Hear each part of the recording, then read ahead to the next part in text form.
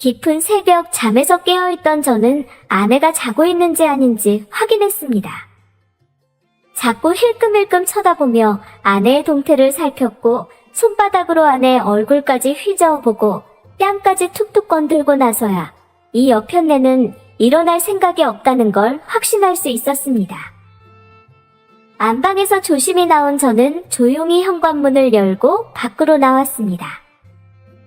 안에서 옷을 입고 양말을 신는다면 제 인기척에 아내가 깰 수 있어 현관문 바깥에서 옷을 입었지요. 그리고 저는 곧장 뭔가에 홀린 사람처럼 차를 끌고 급히 친구 집으로 향했습니다.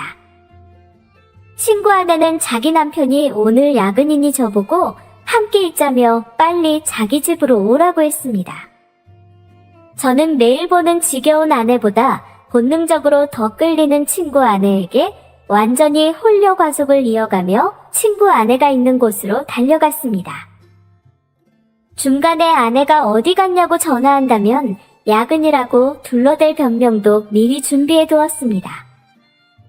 어쨌건 친구네 집에 도착하니 당사자인 친구는 당일 잡힌 야근 때문에 없었고 친구 아내가 입에 장미꽃을 물고선 저를 요염하게 기다리고 있더군요. 저는 본 게임을 진행하지도 않았는데 이미 야수처럼 돌변해버린 눈빛으로 친구 아내를 벽으로 밀쳐가며 격하게 달려들었습니다. 그런데 문제가 터졌습니다. 지금 회사에서 열심히 야근하고 있어야 할 친구가 무슨 이유에서인지 지금 집 앞에 와 있는 겁니다. 다행히 친구 아내가 현관문을 걸어 잠근 것이 신의 한 수가 되었습니다.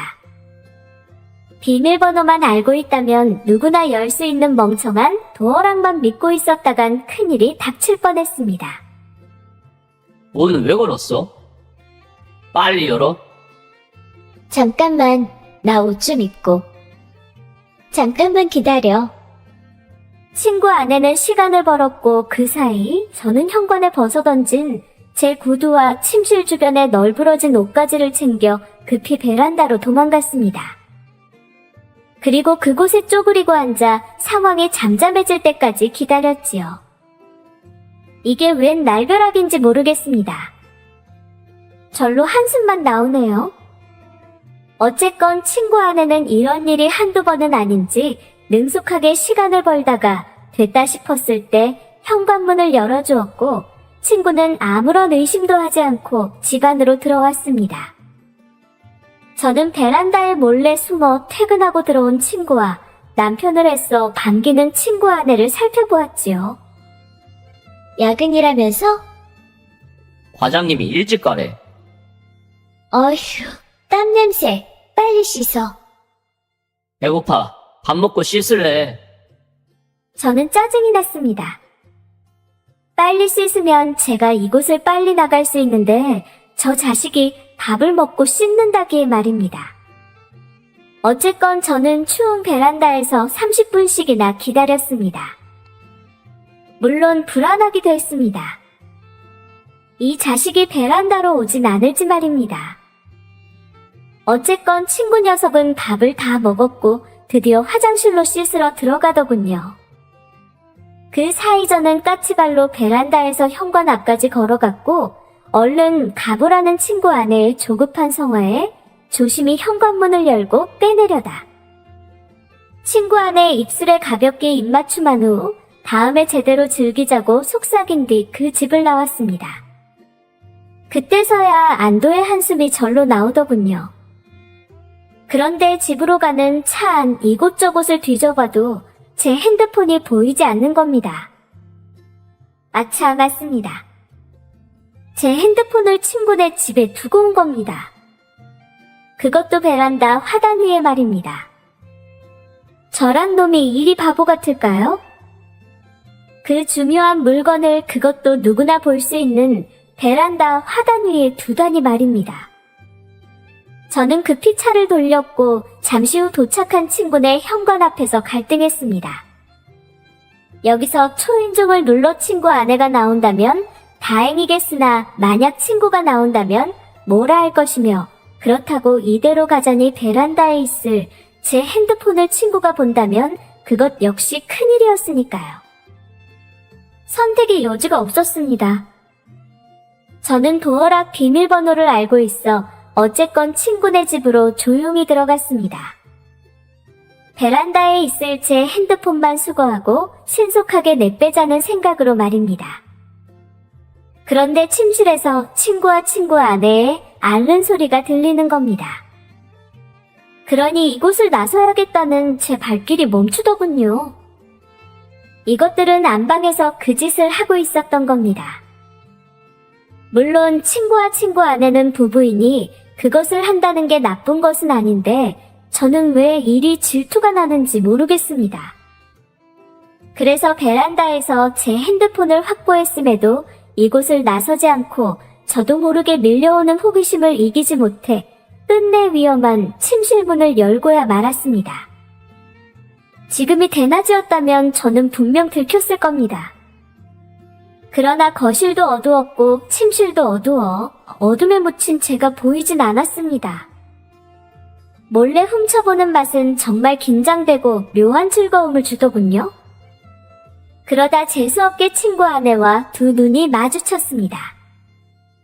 친구 아내는 저를 보며 적잖게 놀란 표정을 지었으나 최대한 침착함을 유지하려 노력하더군요. 그러면서 턱짓으로 어서 가라 다그치는데 저는 그렇게 친구 집을 나왔고 제 아내가 있는 집으로 가는 중이었습니다. 그런데 몇 분 후에 친구 아내에게서 전화가 걸려왔습니다. 무슨 말을 할진 안 봐도 알았지요. 저는 다급히 걸려오는 그 여자의 전화를 받는데 친구 아내가 다짜고짜 욕설부터 내뱉더니 저보고 미쳤냐고 하는 겁니다. 저는 자초지종을 설명했지요. 어쨌건 훔쳐본 것은 잘못한 건데 그래도 자꾸만 끌리는 호기심에 어쩔 수 없다고 변명했습니다. 그 후에 밖에서 친구 아내와 따로 만난 저는 적당히 데이트하다가 늘 그랬다는 듯 숙박업소로 향했습니다. 그리고 친구 아내에게 물었지요. 내가 더 좋은지 친구가 더 좋은지 말입니다. 제가 그런 질문을 왜 했는진 저도 잘 모르겠습니다. 어쨌건 제가 좋다더군요. 그 말을 듣는데 진짜 기분이 날아갈 것 같았습니다. 그렇게 친구 아내와 저녁에 데이트를 나눈 후 뜨거운 시간을 보낸 저는 지친 몸을 이끌고 늦은 밤집에 도착했습니다. 저는 오늘따라 피곤해 자려고 했더니 제 아내가 자꾸만 저를 쿡쿡 찌르더군요. 저는 오늘 찔러보는 아내에게 나중에 하자고 했습니다. 하루 2번의 체력이 아니었습니다. 그랬더니 알겠다며 삐진 채 등을 돌려 애써 자는데 저는 그런 아내 모습이 안쓰러우면서도 되게 신경 쓰이더군요. 그 일이 있던 후 다음날 저는 왠지 아내에게 미안한 마음이 들어 데이트나 하게 밖으로 나오라고 했습니다. 그리고 아내와 함께 맛있는 저녁을 먹고 좋은 호텔을 예약해 객실로 들어가려는데 세상에 그곳에서 친구 아내를 본 겁니다.